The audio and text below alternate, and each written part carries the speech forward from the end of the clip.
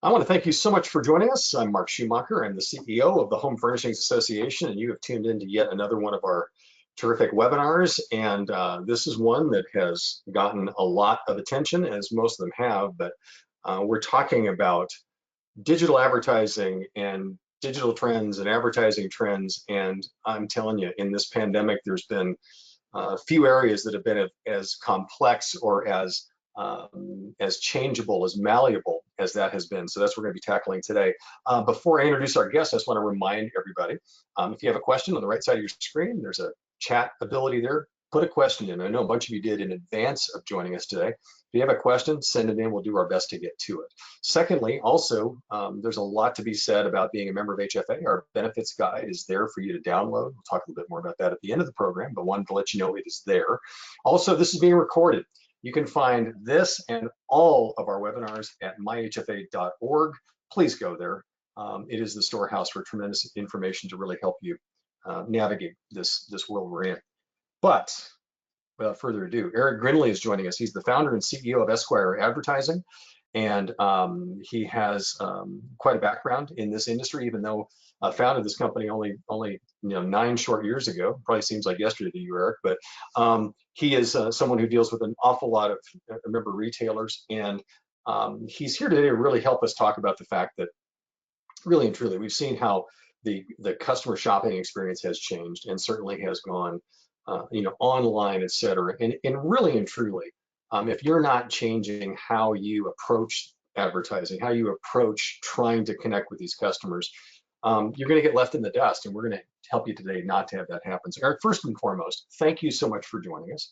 Thank you. I always like to start out with a little bit of a broader question, because we've got a ton that we'll get to here. But let me just ask you this: give us that snapshot right now of where advertising, digital or otherwise, where you feel we are right now as a home furnishings industry. What are those things right off the top of your head that are the challenges, et cetera, that you're seeing? Yeah, I mean, I think we're at a tipping point right now. And it's not so much because of the furnishings industry as much as it is about the ad tech industry. There's a lot of new, regulations that are coming. There's a lot of changes that are coming to various different platforms. The industry is adjusting and looking at data differently, and what data we can use. Basically, the term is right now that basically the industry needs to go on a data diet. We've had access to a ton of data, throughout the years, and the industry has come to learn that maybe it's time that we go on a data diet. And so that's really changing a lot of things. But we're at a tipping point because there's an interesting thing that's about to happen in the industry where the things that e-commerce retailers rely on the most are about to be stripped away from them. And so it actually leaves open the opportunity for brick and mortar retailers to really make a resurgence into their local markets. And so if they use advertising correctly now, they can actually really push into a market heavier than they were before, because we're expecting basically inventory from a digital standpoint to expand as you start to remove a lot of e-commerce retailers from the market, or at least remove them from a targeted market. Yeah. Wow. Okay. You've certainly gotten everybody's attention right out of the gates. Let's since we used kind of a different, when you said data diet, and you're talking kind of about eating, we're going to need to eat this meal one bite at a time. So let's work our way through this. So when you say right now, and I know we're going to talk about things like what's happening with cookie-based advertising and Google algorithm, we got all these things we're talking about, but you just said something really interesting. You're saying that you feel that right now there are ways that the smaller retailer can really tap into a resurgence or have more impact. Tell us, just dig into that for a second, because that's incredibly huge. Sure. So if you look back in time, like when Facebook changed its algorithms in I guess it was 2014, 2015, right? Prior to that, you could basically put anything on Facebook and you could sell anything anytime, and it was really easy to make money. Whether or not you were trying to generate leads, you were trying to generate interest, you're trying to generate online sales, everything was easy. And there was this mass population of basically affiliate marketers that were eating up a lot of the inventory and making it difficult for larger brands to interact on the platform. And so they changed everything and basically kicked off a lot of affiliates, made it a lot more difficult for affiliates to perform on the platform. When that happened, it basically opened up a change in theory, right? So then everyone switched to e-commerce, and then you saw this surge of e-commerce retailers, and we've been seeing that surge now since 2015, 2016, where you can buy anything online, and it's really hard to determine which things are being drop shipped from China to which things are real brands to real pages or whatever. And these e-commerce retailers rely very heavily on pixel tracking and the ability to understand every aspect of their funnel that is converting or not converting, and that's how you optimize a campaign. And what it did was it actually made it so easy to advertise online in an e-commerce environment that you ended up with a lot of lazy marketers, right? So people that were doing advertising on Facebook and some of these other platforms before that, it took a lot of work. There was a lot of manual processes, right? Like you had to do all of this optimization basically, and people use spreadsheets and they would download data, they move everything around, and then Facebook said, hey, we're going to come up with event pixels. We're going to make it easy for everybody. And so then you knew every single page a person clicked on, where they went, how they were converted, how they were interacting. And so basically anybody could load up a store, get a Shopify account, and then create an e-commerce store. Well, that meant that they were eating up a lot of inventory and inflating prices and causing a lot of confusion, making it harder for brick and mortar retailers to survive. And then you had basically a price dip, on like the cost of goods, essentially, because now everyone's just a race to the bottom. I'm going to sell it for less than you're going to sell it for. And without that event pixel sort of thing that's going on, and there's a lot of solutions that people are working on to try and make it still the same. It's not going to be the same. But you're going to see a lot of these marketers and a lot of these e-commerce stores basically evaporate, and they're going to have to go away, because if you can't serve an ad in a very targeted way and you don't know exactly what's converting and what's not, you can't just spend money without knowing if that audience is going to convert. So you'll see a lot of those small e-commerce retailers basically just evaporate from the market, in my opinion. And then what that allows for is for a local retailer to come in and still be really targeted, because look, if I'm trying to sell to people all over the United States, and I don't have the pixels really there to tell me what's working and what's not, I'm going to have to go really broad, right? So you're going to start off really broad, and then you're going to start cutting it down. They're going to go back to how we used to do it in 2010, 2011. And that's a lot of work. And so a lot of people aren't going to do it. But a local retailer who only needs to go after, let's say, maybe 10 or 20 zip codes of people, even in an untargeted manner, could still be effective. Now, obviously, like for us, we're kind of like looking at this as like a real big opportunity for our own company, just because we've always lived in that environment. We live in a cookieless environment, but for the most, they don't. And so most retailers right now are not prepared for those changes. But if they get prepared and they start to understand how they can use this to their advantage, they could really make a big splash and harp on the things like, hey, I'm local, customer service is local. I can get you the product quickly. I can service it quickly. If anybody has like done any online e-commerce shopping, especially in the furniture space right now, it's like, pulling your hair out, right? Like you order something, they tell you it's going to be here, it doesn't show up for, 18 weeks. And then, trying to deal with a big behemoth to get customer service is nearly impossible. They're getting inundated with customer service complaints, so they're not able to service the customer well. So from, an online customer service sort of scenario, the local retailer really has the distinct advantage, because they're not going to be dealing with as many customers. And so they can facilitate them better. And to use that to your advantage, you should. Let me see if I'm really good at overly simplifying things. Yeah. So here's what I just heard you say. All of these entities that have been sucking in the digital advertising marketing bandwidth that have been cookie based, you're taking away the cookies are going to go away. So I'm local retailer sitting over here, and I've not been using cookies. So it doesn't impact me. I just keep doing what I'm doing, say that I'm local, and then all these others are being impacted by their playing field changing. So it's kind of, did I oversimplify that? That almost is what I heard was, is that I've got maybe an advantage that I'm not as sophisticated in a certain way. Yeah, so sort of. All retailers are using cookies. They just don't know they're using cookies, right? Well, maybe purposeful cookie using is what I'm talking about. Yeah. But the point is, for a local retailer, in all honesty, they just don't need it, right? Like if I wanted to sell something in my local market, and if I know that my customer is located in this one particular zip code, and my customer is 28 to 45 and female, that targeting will still exist to a certain extent. And so my optimization chain of events that I have to go through is much simpler than an e-commerce retailer who's going to be saying, well, my customer is nationwide, and I need to try and optimize all the way down from that. Like that's like an impossible scenario. Yeah, I get you. You know, so it gives them a little bit Interesting. of advantage. And the window is going to be small. I mean, like, don't get me wrong. Like, right now in the ad tech space, there's like, probably 10 different solutions that are like sort of in the mix, and everyone's looking at how they're going to deal with this stuff. Right.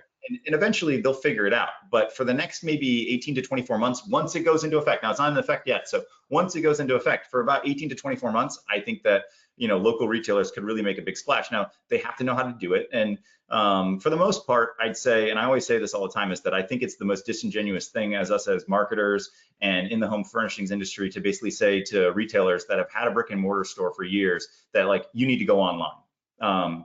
Because that's not their business. And an e-commerce business is different than a brick and mortar business. And Right. so for us, like we've always looked at it as like, how do you disrupt the e-commerce industry so that way this brick and mortar retailer can survive? And so we've built tools to basically drive in-store traffic that can then be tailored to getting sales in store. Now, that's a much smarter way for a retailer to approach advertising in their market, especially from a local market. And when you use things from a data and insight scenario that gives you power into your local marketplace, you're more efficient. You don't need cookies to do that. There's ways that it can be done, but most of the retailers don't know how to do it. And so, they need companies like ours really, like, in order to kind of figure out that way. But there is an ability right now, even without us, that if you just say, hey, look, I know my customers come from these zip codes, and once this change goes into effect, I know I'm going to be more targeted than the rest. I can make a pretty good splash. I can make a good buck by targeting these people when everyone else is going to be super untargeted. And so they'll have an easier scenario to get to the sale. And like you said, the door is going to be open for a finite amount of time. But the point of the matter is, be prepared for it now. Changes are coming very soon, so to be prepared for that. A couple of great takeaways there, because we've been preaching in recent weeks about the standpoint that the small and mid-sized retailer has to really lean on the local piece of what they say and do. And we know that from a searchability standpoint, that's a very important piece. And so this just fits perfectly in that. You're not saying anything that, No, I mean, that you're counters 100% it. right. Like, so one of the things I always think is hilarious with like local, and we see this all the time from a search standpoint, right? Most retailers are approaching their search marketing as though they're a national brand. And it's not to any fault of their own, it's just from lack of understanding. And if you look at the way that big retailers, Rooms to Go, Ashley, like these big behemoths, right? Like how they go out and they buy media in the space, right? They buy it on a national, maybe regional basis, but they're buying in big bulks, right? So all their search traffic is bought with the same ad in the same places, and it's not localized at all. Well, as a local retailer, you have the ability to jump over them in Google search traffic and not even spend as much as they're spending. You can jump over them because you can make your ad more relevant to the audience that's searching for it. They will never be able to compete with you on the localization. So if you hyper localize your ads from a search standpoint, you can get a better ranking, better result, more engagement, lower costs, and higher click-through rates, and be at the top of the search, even though you're spending way less than the national brand. But most of the retailers, because they use third-party vendors that do their search traffic for them, they don't get those optimizations. They're not spending enough time on the individual retailers' ads. They're not helping them to make them better. They're not helping them to localize them. And the retailer ends up getting the short end of the stick, where they're spending a lot more than they need to, and they're not getting the results that they need. You're playing into you're right. It's like we're never suggesting that our smaller mid-sized members need to emulate the larger players. They have the advantage right in front of them, and that is this local piece. And everything I've also read, and Eric, you did tell me if I'm wrong, everything I've read about our consumers, and even I'm talking about the millennials and lower, that they care about that they actually do have trends that are showing that they do want to support local. Yeah. It's kind of kind of part of that whole social justice awareness they have. I mean, so really and truly, you're playing right into one of the trends, even though it may sound like kind of an old school thing, right? Yeah, I mean, I know it's sort of like this, like, it's everybody repeats it all the time, like, use local to your advantage, go local. But in reality, right now, it's actually more important than ever it was. So, when the shutdown first happened last year, and we were looking at how do we help retailers reopen, we started looking at the data because we rely heavily on data. I always say, like, let the data do the talking. Anybody can guess, right? But data tells you. And so we started doing a lot of studies on, what imagery, works the best, which thing, makes a consumer react more differently and react better to an ad, which headlines seem to convert the best. And, obviously in the beginning when stores were starting to reopen, saying that you were open was the number one thing that you could say. There was no doubt about that, right? Right. And that started to tailor off. And then we got into the fall, and the number one message was items in stock. And items in stock right now is still the number one message that you can run. Doesn't matter if you have one item in stock or you have 100 items in stock. If your ad doesn't tell people that you have items in stock, you are doing yourself a disservice. But what the interesting thing was is that along that, one of the number one headlines that was always like in the top 2 or 3 was locally owned and operated, talking about, who you were and how long you've been there and that you needed to support local essentially. And even when Now Open was at the top, local was at the top. When items in stock was at the top, local was at the top. And people started to really realize, you saw this happen in even the restaurant world, right? When restaurants were closed, it was like, how do we support restaurants? And so people started buying gift cards. Well, that same mentality expands to every business in your market. People understand the struggles that everyone's going through, and they want to support them. Now, you have some difficulties if you're like a franchise to a national brand and stuff like that. But still, if you're a locally owned and operated franchise, why not tell them? And to not tell them is really just a bad idea in marketing. We could end this webinar right now, and people would walk away going, "That was a great webinar." We got some phenomenal takeaways here already. I'm being joined by Eric Grinley. He's the founder and CEO of Esquire Advertising, and we're talking about digital advertising marketing. We're talking about a lot of stuff here. All right, so let's do this. That was a burst of some great stuff. Let's also talk about some other changes and the nuances therein. Can we talk about the Apple iOS changes and what that's gonna mean, because it's one of the 3 or 4 changes that we're seeing. Yeah, that kind of goes back to what I was talking about, in the beginning. But so iOS 14.5, when it gets released, we're at iOS 14.4.2 right now. So everyone thought it was going to get released this week. It's not. There is no exact timeline on when the release is going to happen.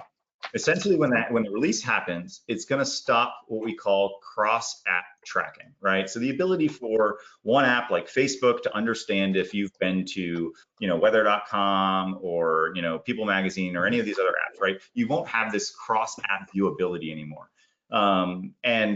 That's one way that it affects it. The other way is that it affects basically pixel tracking, because IDFA, and I don't want to get into too much of the specifics, but there's some of those things that are going to be more difficult for people to understand. And basically Apple is saying that they're going to make 2 protocol changes in the phone. One is that a person can go into their phone, and under the ad tracking, they can turn off the ability for an app to even request access to that data. That's the biggest problem for the ad tech industry right now. The second is that you have to ask and have permission from the outset, and it has to be completely opt-in. So assuming that they have it on that you can ask them for permission, then you actually have to ask them for permission. How that affects the marketplace in total over the next 2 years, nobody really knows the full extent. But basically, Facebook is expecting that it's going to make a massive impact to their business, from a revenue standpoint, because their ad network essentially won't work. For retailers in general, the thing to know is that the way that you're advertising digitally now will probably to exist in the same format that it is. And so, if you're using an agency that is relying on cookies for retargeting, that is, relying on cookies to optimize your campaigns onto Facebook or optimize your campaigns into any of these different places, it won't be there. And a lot of the levers, especially if you do Facebook yourself or any of these platforms on your own where you're not using a third-party agency, you'll even have more of a difficult time, because you certainly don't have experience dealing in a world where these things didn't exist. You've come to rely on it. And so think about when you go into Facebook and you try and create an ad, and you can generally go in and go, I'm interested in consumer behavior, and I think that these are things that are relevant to my audience. You can kind of pick an audience. for the most part, a lot of that won't exist. The data won't be there. And that's a big problem. For me, I'm not worried about it from our standpoint, because I know, the extent of what of our data is going to be affected and what's not. But for everybody else in the industry that's living in a cookie-based world, you have some real problems coming. And if you don't start to prepare for it now and figure out what you're going to do from an advertising standpoint after it's implemented, you'll be way behind. And, we've had a year now, actually a little bit over a year now, to plan for these changes. And the industry in general ignored it for about 9 months. Everyone said, oh, they'll never do that. Well, they're doing it. And, Facebook took out full page ads in the newspaper to try and, combat it. There's a bunch of lawsuits that are pending. There's always been discussion in front of Congress about it. There's whole things that are going on. But at the end of the day, you have to approach it as though Apple's gonna do this, and it's going to affect how you advertise online. And you need to start putting in place preparations and plans to advertise differently and how you're gonna find your consumer in your market, so that way you can still get in front of the right person. Because what's gonna happen is that we're turning our entire online digital marketplace, generally speaking, into a completely untargeted marketplace. They're basically trying to do away with targeted advertisement. I mean, that's what that change does. And so as a retailer, how do I battle that though? I mean, because if I don't if I don't have the data, how do I organically get it? How does it change my approach, or is it not a concern about getting it? Is it just changing my message? What are those ways? So help us out here and give us some idea on that. Well, there's, obviously, look, our company, Esquire Advertising, that's what we do, right? We live in a cookieless world. So from that extent, obviously, they can talk to us and we can do a full review of what they're doing and give them recommendations on what they should do differently, and how they can prepare for it. But the fact is that they're going to have to start to collect their own data. If you're not collecting data at the register, on consumer information, I think there's going to be, you need to start collecting emails and phone numbers on every single person that comes into your store to the extent that you can. You need to be generating that data online as well if you can, because one thing that won't change is that you will always be able to resolve an identity or find a person online, right, based on their phone number or their email.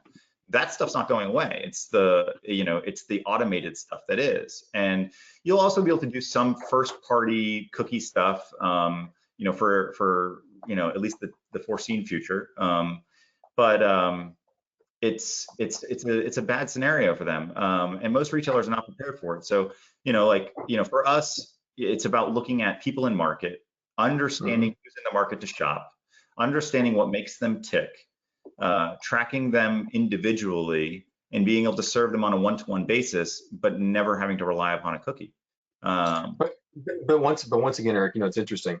What you're talking about here is some, frankly, what I would refer to as basic blocking and tackling. Regardless of the cookie situation or anything else, retailers should be collecting their own data and not just depending on outside sources. I mean, there's power in their customer base, and what I'm hearing you say is that, man, you should already be doing this. You should already be collecting your own data to work with that. Oh, certainly. I mean, so retailers come to me all the time. It's like, what should I be doing? One of the most powerful things that you could do in the marketplace is SMS text message campaigns, right? The open rate on an SMS text message campaign, I think the average is around 88%, which for anybody that does email marketing knows that you only usually get about 30% delivery. And then, you're lucky to get, a 30% open rate on that. And so you're never really hitting the full base of your customers. And, but none of the retailers are collecting the SMS opt-in. And if they, did some simple things on their website, they did some simple things in store, they could collect that data, they could collect that opt-in, and then they could be using SMS text message campaigns to reach out to consumers. People just don't do it well enough, and they don't take advantage of it enough. Email marketing obviously is still going to exist, and it's going to become more important. But retailers generally do email marketing wrong. They're using an off-the-shelf system like an Aweber or MailChimp, and then they use a template that's given to them inside the platform. I mean, I used to be one of the largest email marketers in the world, and I would never use a template, and nobody should ever use a template. Like, if you could take one thing away from this webinar, is that if you're using a template in your email marketing software, stop right now. And the reason being is because that template is reused by hundreds of thousands of people every single day, which means that every single spam filter out there knows that it's spam. They know that it's an email marketing message because of the template itself. There's code markers in there that set off the spam filters. You'll never get the delivery that you want. And you know, the best message that you can do on email marketing would be basically a letter from your general manager, your store manager, or regional manager, or even the individual sales rep that sold them in the past. That's just saying, hey, look, you know, we're having a sale this week, and I want to personally invite you into the store and extend this offer to you. I hope to see you this Saturday. That's going to get so much more delivery into the inbox because it won't get picked up by a spam filter. And it's going to get a higher response rate because the person believes that it's a one-to-one message to themselves, even though you've blasted it out to every single one of your past customers. Now, that's a smart way of doing email marketing, but people get so caught up in that, like, I need to show them the furniture, I need to show them the prices. You do not. You need to speak to them like they're a person. You know, you're preaching to somebody here who's, I'm a total advocate for personalized emails versus even a mass email of any sort, because I just know from personal response, you know, you see that, and not just that, Eric, and I think you'd agree with me on this. It's not just there's a higher chance of getting a response. It's a better engagement. It's a better response. Is that fair? Is that fair to say?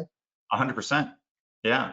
I mean, you know, look, I mean, the key to email marketing in the beginning is delivery, right? So getting through the spam filter is the number one thing. Like, so, you know, using some sort of spam check before you even send it is vital to make sure that you're not using a keyword that's going to set off the spam filters. You know, and then from there you kind of work your way down into figuring out which subject line works best, which one's opening, which one's not, dividing your list into those people that open an email versus those people that open and click an email, or those people that open, click, and respond. You know, like, there's so many layers that you can get into. But at the end of the day, if you just use a full text email and make it a letter from somebody in your store to the individual person, the response rate will go up, because like the response from the consumer is like, wow, that was really nice of them to reach out to me and let me know, because I'm not really trying to sell you anything. I'm inviting you to come to this event and extend you an offer. It's much more soft selling than really direct selling, and soft selling, and especially in an online world, works way better. Would you also suggest to take that same tact thematically with even the SMS texts you put out as well, so that it's not always just so salesy, or would you say it should be something that's a little less obvious? If you can do it in a compliant manner, that's tough though, because there are so many standards on what you can say and do on text, right? So like, and I would say, like, I want to caution everybody, like, you know, I said, you know, go out and look at SMS. Make sure that you are dealing with a company that knows what they're doing, and that you check every single compliance rule, because the rules are different by state. And to do it wrong can be terrible, because there are law firms out there that will go and subscribe to these short codes specifically to try and get you to spam them with something that they didn't, like, technically double opt into or give full consent, and then all of a sudden you're getting like hit with like a $10,000 fine per text message. So it has to be done right. Has to be done fully compliant. And I guess I'm putting on my lawyer hat there for a second, but you have to do it the right way and do it compliant, because I do not want anybody to get in trouble. Well, no, and you even said earlier about it. You really had made a point of saying opt in. Yes. Yeah, SMS text. Yeah, there are those. I think that once you do it compliantly, though, I think I'm also hearing you say that really what that message is as important. Yeah. As the format. By the way, I wanted to remind people, because we're just cranking through this. This has been a great conversation thus far, and we're only halfway there. This is Eric Grindley. He's the founder and CEO of Esquire Advertising, and he's joining us today to talk about the changing landscape of advertising and everything else. Let's shift gears here for a second, because knowing that you were going to be on, we take a ton of questions, and I'm looking at a bunch of them here. And there's sometimes when a question, when you read it, I feel pain in the question. And this one question came in and says, what am I not doing correctly in advertising? Now, we have no idea what this person's advertising, situation is or their plan, but tell us, because sometimes it's great to learn from the mistakes of others. What do you feel right now are the biggest mistakes that home furnishing retailers are making when it comes to their advertising, no matter what channel we're talking about? Okay. So the number one mistake that we see is waste in search advertising. Quite often people are using basically dynamic search campaigns, which is pulling in off keywords off their website and then generating the keywords that they're going to bid on. And if you're not very careful with that, it'll pull in, like, let's say that you have a cooling mattress protector on your website. Well, Google's going to pull that in and you're going to be bidding on the word cooling, which means that you're going to show up in searches for air conditioning companies and, Right. right? Right. And there's a massive amount of waste that goes on in search campaigns. We see it every day. So a lot of retailers will give us access to, like their Google search console if they're doing it themselves. If they're using a third party, they will ask them to ask the company for specific reports or give us a login so we can take a look. And it's the number one place where we find money availability that we can cut from their search campaign, so then they have ability to spend it on more thoughtful campaigns that are actually going to generate them business. The other thing is that retailers too often, they don't know what's actually working, right? We send a direct mail campaign, we expect that we're going to get 1.5% maybe return on investment, or like usage of that direct mail piece. We send out TV, we think that our business is wrapped up in this TV or in this circular or whatever it may be. You have to actually figure it out and understand whether or not those things are effective or not. And there's data out there. I mean, we can provide you with it that can help you to figure out whether or not these things are viable or not. Like, don't just spend money on TV because the TV station said that this is where you should buy. You need to do some checking to figure out whether or not that buy is being effective or not. And asking a person in store, where did you hear about us, is not enough. It doesn't do anything. Because more often than not, a person will default to certain things. Like, a lot of consumers will say, I heard about you on Google, right? Because for them, the last action that they took was to look you up on Google to figure out where you were so they could come to you. We kind of default to this sort of like whatever we use typically, and that's what we say in response. And that might not actually be the thing that was driving them into the store. And so you need to figure out what are some of the digital opportunities you think that retailers are missing right now? New movers. New movers, number one. Like for us, New Movers is by far one of the number one campaigns in the United States for retailers. Doesn't matter if you're big, small, whatever. And it's not that you need to go after every new mover in your marketplace, but you need to figure out, of the new movers in your marketplace, which ones are the right consumers for your store. And if you use the data correctly, we can actually pinpoint the right movers in your marketplace that you can bring in. And a lot of stores, they'll go after new movers, so they do it on direct mail. They're 30, 60, 90 days late by that time. That's a waste of money, in my opinion. I wouldn't do new movers on direct mail unless you're pairing it with some sort of digital offering. But new movers is not widely enough used by retailers, but all retailers can benefit from it. The other is in-market shoppers. So right now, because of COVID, consumer behavior has changed immensely. Prior to COVID, the average consumer shopped in 6 stores on average during their buying cycle. Now they shop in about 1.6 to 1.7 stores, which means that they're just not shopping around as much. And we don't see them shopping around for price comparison shopping. We see them shopping around for basically items in stock, faster delivery times, right? Supply chain is all messed up. And so, people want to see how quickly they can get things. But figuring out who's going to stay home and who's going to actually go out to a store and shop immediately shrinks your DMA down. So now you have to advertise to less people. If you're not willing to come and shop in my store, I don't want to waste a single ad dollar on you because you're not coming out to shop.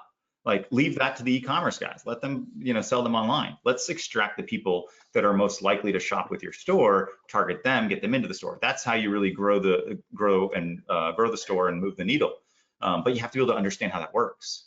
Well, I mean, if you're telling me that the average now is 1.6 or 1.7 stores, if you're not in the first 2, you're toast. When you knew it was 6 stores in their buy cycle, then different ways to try to insert yourself. you've got to be first or second, or you're out of the mix, right? Yeah. Yeah. I mean, so like, I don't, like what you know about us, but like, so we monitor foot traffic in every furniture and mattress store throughout the country, 24 hours a day, 365 days a year. That's what our system does. And so we're watching all the consumers as they're shopping around and where they're going. And it's crazy. Prior to COVID, the average like big box retailer, like your Rooms to Go's, your Ashley's, and your Living Spaces, right? They would hold on to maybe 30 to 40% of the consumers that walked into their store. So what I mean by that is like 100 people walk in, 30 of them are only going to shop at Living Spaces, right? The other 70 are going to go out and shop around. Post COVID, that number has accelerated to as high as like 80 and 90% in some markets, where the consumers going to that store, 90% of them are only shopping in that individual store. And then there's 10% left that are going to go and shop around. So, the big stores, the big brands are gobbling up market share, which is terrifying for the mid-size and smaller retailer. Because if they don't start fighting back now, as these bigger retailers gobble up that market share, what they're also doing is building trust with the consumer. And we know this because although the cross shopping is down, right? You're not shopping in 6 stores, but the repeat visits are going up.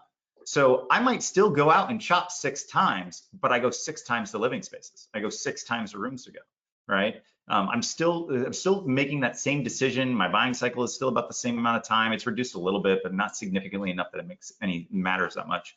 But my shopping habits, where I go, has changed significantly. And if you don't fight back against that and start trying to pull some of those consumers in, as they build up this trust with that consumer, what happens when supply chain normalizes? And they can go anywhere and get anything in stock at any time. Yep. Well, if I'm not shopping around and I have built this trust with this store and they've convinced me that I only need to shop there, and now I go there and they have everything, that 90% might go to 100%. And we don't know whether or not consumer behavior is going to revert to the way that it was before COVID. That's sort of an unknown. It's something that we're monitoring on a daily basis in order to track, because I think that is probably one of the biggest potential problems for the future in the next 2 years. Like, if consumer behavior doesn't go back to the way that it was, there's a lot of stores that are going to be in trouble unless they start fighting back now. Yeah, I think that I think you've heard it as well. I think that we're just going to see a hybrid of something. It's not going to go all the way back, but it's not going to stay where it is. I mean, it's hard to guess right now. If you can figure that out, then that would be helpful to to everybody, because it's tough to predict right now. Let me ask you this: there are, I understand that there are ways to target consumers based on their past online purchases and not behavior, but those purchases. Can you talk a little bit about that? Because I found that to be very intriguing. Yeah, it's really cool, actually. So there are some services out there where basically you can go and request for them to do like a scan of the email. So for example, Yahoo does this, where you can actually go to them and say, look, I want to know everybody that has purchased Purple mattresses in the last 9 months, let's say. And they scan the emails of the people that use Yahoo as like their email service, and it scans for receipts, and it looks at the receipts of the people, and it sees the purchases. So now you can basically build up profiles based on past purchases using that. So that's one way that you can do it. And then they'll generate an audience for you that you can go after. A lot of product marketers do this all the time, right? Like, if you can find similarities in products and things that they might need. So especially if you do it in time, right? So if I know that somebody purchased a mattress, then maybe they might need sheets or pillow, right? So you can like market directly to that person after they bought from someone else. There's that side of it. There's just a lot of. What's that going to cost me to get that from Yahoo, though? What's that going to cost me as a retailer? It goes back to like their real-time bidding platform. So it really just ends up being what you bid for it, right? So like what you end up bidding on the campaign to get the individual impression in the end. So it's about average, right? And it's not foolproof, and it shouldn't be like full reliance of anything in it, but it is an opportunity, and it's interesting, and I think it's going to get better. The other thing that's out there is rewards card data, which is a really cool thing. We're actually looking at integrating rewards card data into our own platform. It's more difficult to get. I don't think any individual retailer could probably get this data, but I might be wrong, but maybe through their agency they could. I know we can get access to it. Basically what this allows us to do is basically tie into, so I guess I should explain how it works. Basically, like when a bank gives you a rewards card, they're not actually facilitating that rewards card. There's a separate company that is. And in order for them to basically give these points, they're selling them the data. And so they get your, essentially your bank transactions off that rewards card. So they don't know what you bought in the store, but they know by brand. So like you can go to them and say, like, I want to know everybody that's purchased in a Mattress Firm in the last 6 months, and then they can generate a list for you, and then you can use that to market to. So that's a really cool opportunity.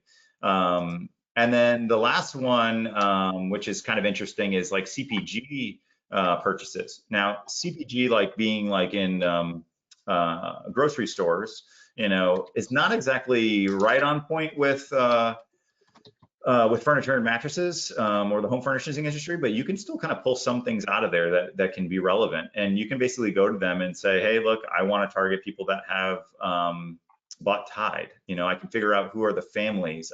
Based on their purchase behavior, what are they purchasing on a weekly basis? I can kind of figure out some things about them. And you can build up a profile, and you have to test a lot of different profiles. But once you find the profile that works for you on a campaign, then you can expand that out. So there's interesting opportunities there. Now, Google has, some affinity type audience stuff that they offer where you can use someone else's website as a springboard. So if they sell Google, or if Google has advertising on their site, then Google has the ability to understand that you visited that site, and then therefore you could go in and say, okay, I want to know who visited Wayfair. And then I could advertise to people that visited Wayfair. Wayfair is not actually available through this, so but if it was, I think everybody would be doing it. But there are certain sites out there that are available, and it's something also to be aware of, that if you put a Google like AdSense banner on your site because you're going to try and make up some money from advertising that way, at the same time you're also giving away data. And every marketer that's out there that knows what they're doing can actually see that data flowing off your site, and so then therefore we can pull down the data from your site and your visitors. So you have to be careful about what you put on your own site, but it's there. And there are opportunities to get into the insight, into the mind of the consumer and what they're doing online, what they're buying online, and then use that to your advantage. Can we talk a little bit about cost and budgeting? Because huge amount of the questions we've gotten on this subject revolve around that, because with the landscape changing, it also changed the dynamic of how retailers budget for their marketing and advertising. So is there even a rule of thumb anymore, or a template for percentages of what I should spend, et cetera? Let's start there, because a lot of people just want to know how to better allocate their ad dollars. Sure. So I don't know, like maybe 3-4 years ago, I think we used to say like, oh, you should have 30% of your budget in digital. Reality is that the majority of your budget should be in digital these days. If you're spending the majority of your budget on TV and radio, you're doing your store a disservice. And we talk to stores all the time. They're like, well, when we run this TV ad or this radio ad, we do really well. But do you really know that that's why you're doing well? Most of the time they don't. They just are making the assumption. Some of that could just be general market traffic. You have to understand first how your market is performing, how your store is performing from a foot traffic perspective versus the competition, and also understand what your competitors are doing, right? So the answer is different in each market. If nobody in your market is advertising on TV, then yeah, you should probably be in some TV. Nobody's in radio, then you should probably be on radio. But for the most part, for most retailers, having the majority of their budget in print, TV, and radio is not a good idea. We've had a lot of retailers that come to us where like they came in to do a test campaign and they shut off everything else. Didn't tell us, they just shut it off. I don't recommend doing that, by the way, but they shut off everything and then just did digital, and their businesses grew. And the reason being is that, the effectiveness of those mediums has diminished over the years, while the prices haven't really come down all that much. So you're paying a lot for a diminished return, and that return just continues to diminish. I mean, think about it in like how we all, watch TV. As soon as the commercial comes on, you pick up your phone, right? And you start looking at your phone. Or if you have a DVR, you fast forward through it. So like, is that ad really being seen? Not really, right? And so, you want to put your ad dollar to the thing that's going to get the most attention, and digital gives you that ability. Now, there are certain markets where traditional does make a little bit more sense because, it's more rural in nature. Maybe it's out in, the middle of nowhere, Montana or something like that. Like there are certain markets where TV can really make an impact and radio can make an impact because it's used more. But it's generally speaking, I always say, look, 70% of your budget in digital at this point. And I know plenty of stores that have gone 100% digital and done better than they've ever done before. So it's just an experiment that you have to try out. But reading between the lines here, you got to know your market. And again, I'm always trying to, and you've probably already figured this out, Eric, in this webinar. I always try to look at this through the filter of our members who I talk to on a daily basis, and I'm trying to think of what are the advantages they have that are right there. Before you even reach outside, what are the things right there? And this is one of those things. I mean, what you just talked about is who is advertising uh, on TV in your category locally? There's value in that information, and I think that I'm reading between the lines here and all this sort of stuff is, yeah, these percentages are great. They're good guidelines, Mhm. but you've got to know your market, man. I mean, those are your zip codes. So you got to Yeah. know that. I think that's, sometimes we boil it back down to that. It's great because there's all this noise coming at our members about different things. That's So literally that's why we built our market analytics platform. Like, when we first started doing this, retailers used to come to us all the time, be like, oh, well, I had a slow week or a slow weekend, or been having a slow month. But they didn't understand whether or not it was their store, their marketing, or the market, or if the competition was sure. stealing from them. And so we built a platform so that way they could, essentially spy on the competition, spy on their competitors, and see what's going on in their market. And so they can literally observe the entire market from a foot traffic perspective and see exactly like, hey, the guy next door, he's up 7% in foot traffic while I'm down 6, or I'm up 10 Is and the this market's is this your geo framing? Is that what this is yeah, you're I mean, talking about? like that's how we get the data, but the market analytics dashboard by itself is like a standalone platform that they can log into and literally see their store, the competition store, and they can understand even from their competitor, they can understand where they're getting their customers from and what their customer looks like. So, that kind of data is available to the furniture industry, and it was generally resolved for just like the biggest companies in the world. And so getting access to that information is something that they should all be doing so that way they can be smarter. There's no reason to spend an ad dollar if you don't know why it's working or why you're doing it. You should never be guessing, and you should never be like hoping that something's going to work. You should know it's going to work. Well, and with that in mind, the other common question, we got this a bunch for this webinar as well, is that okay? So how do I truly judge my ROI? Mm. And not anecdotally, not any of those sorts of things. So are there some suggestions you have as ways that they can really calculate the impact of what they're doing? Yeah, so I mean, like we look at everything in like the terms of influence, right? Sure. You're never going to get 100% attribution from anything. Just because like we don't know necessarily if somebody saw a TV ad or heard a radio ad or drove past the billboard, right? You don't really know that. Although we're working on the billboard thing right now. But like there's ways to judge it, right? So one of the ways that we do it, and so like if you run a TV ad and they give you like where your buy is appearing, what the one sheet on it says, who's the customer this is supposed to be hitting. Assuming that the TV station knows that this customer profile is correct, then you look at the demographics of those people that are actually coming into your store. And if you're not getting the people from the zip codes they say you should be getting, and then you're not getting the demographics of consumer they say you should be getting, well, guess what? Either that TV buy is not working or the TV station doesn't understand which consumers they're actually hitting. And at least it gives you the power to go back to them and say, hey, look, you told me I was going to get X and I'm getting Y. And then obviously like you have to split test everything. Marketing, doesn't matter if it's digital, traditional, whatever, you should be split testing and split testing and split testing and split testing. You can't test enough in marketing. Like to run one ad, and this is the problem with traditional generally, is that when you put out a print ad, it's out there, it's done. You can't call it back and be like, I want to change that because it's not working, right? It's out. You're not pulling down a billboard and being like, hey, can you change the third word on that because Yeah, no. wording as well, right? So digital can also be the medium in which you use to split test in order to find out the messaging that you're going to use across the board. You could run 3 basic, almost like TV commercials digitally in order to figure out which one has the best engagement online before you run it on a TV station. You don't want to put something out there that you can't call back, because if I put out a TV ad and it doesn't work, I just wasted a ton of money. And if I split test it online and I test it out, then I can at least go into that with at least some more information and data that gives me more of a chance of it converting than me just wasting money and putting it out there and not knowing. We're talking with Eric Grindley. He's the founder and CEO of Esquire Advertising, and we've been covering a lot of ground today. And in the last few minutes here, I want to get into a couple of more things that we have. So, for those brick and mortar retailers, no matter their size, who have gotten much more heavily into e-com, during particularly the last 13, 14 months. A big part of this advertising and marketing, these marketing plans is not just the door swings, as we like to say, but it's driving people to the website, because if I'm now transactional, or at least I'm much more fluent in my website. So what are you seeing are some of the real key ways that the successful retailers out there in the home furnishing space are pointing people toward the website as well? Because you know what, you want to transact them wherever you can get them. And so Yeah. what have you seen? So, there's basically like two main ways that I find that you can do this from a localized standpoint and generate good online sales. First of all, you have to take out of your mind that you're ever going to compete with Amazon and Wayfair or Overstock, right? Like, just ignore them. Like, you're not gonna beat them.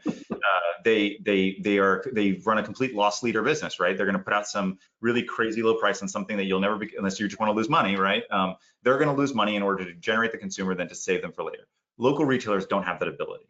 So, one way is that you run basically, almost like a daily deal type thing in your regional market, where it's like, hey, this is what we have in stock. So if you have one thing that you have in stock, like let's say I have 100 bar stools in stock and they haven't sold, you put them online and put it up on a page on your site that is focused just on that one thing. And this kind of goes back to like how you need to organize your website for e-commerce. Far too often, we confuse people by putting too much in front of them. Most of the website providers that are out there that most retailers are using are pulling in an API feed from, the big manufacturers, and it dumps thousands of products onto their website. A lot of the stuff these people don't even have in stock. It might just be drop ship only. And that's way too much. Consumers don't buy online unless you really tell them what to buy. You don't want them just going around your website and trying to stumble upon something. You want to push them into a funnel that directs them on exactly what you want to buy. So you build a landing page that focuses them in onto maybe 3 to 5 specific products that you have in stock that you want to get rid of at a really good price, and you make it available so that way they can buy it online and pick it up in store tomorrow or today, or be delivered to their house. That's one way.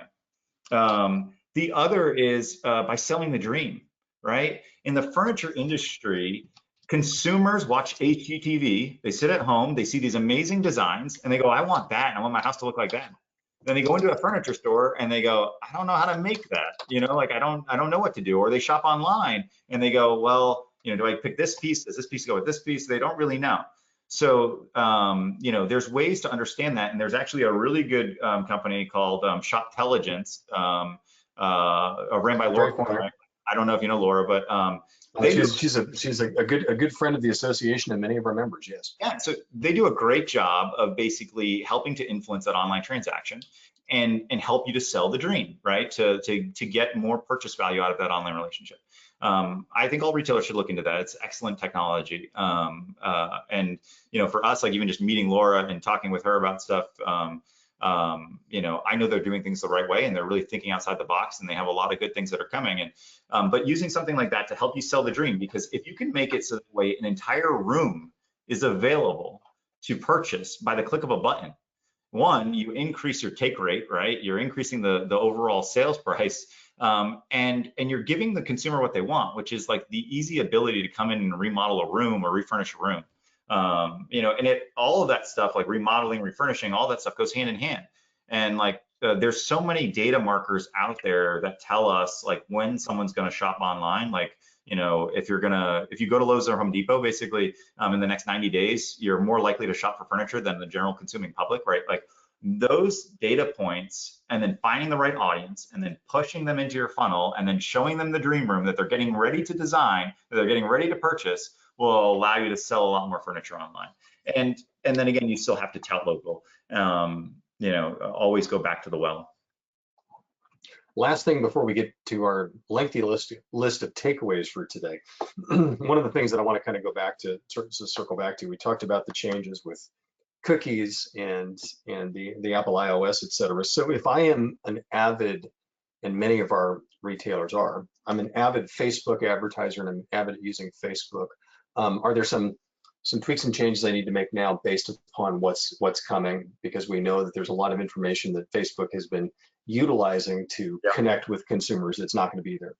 Yeah, so I mean, like the first thing is if you're using a Facebook retargeting pixel, you need to change that out right away because there is a new, basically server-side API type pixel that they developed.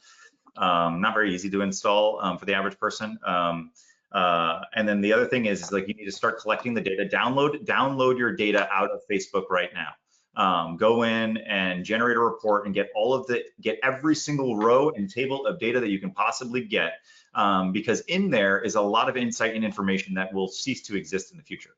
Okay. And so if you can use your past data to influence your future campaigns, you'll be much better.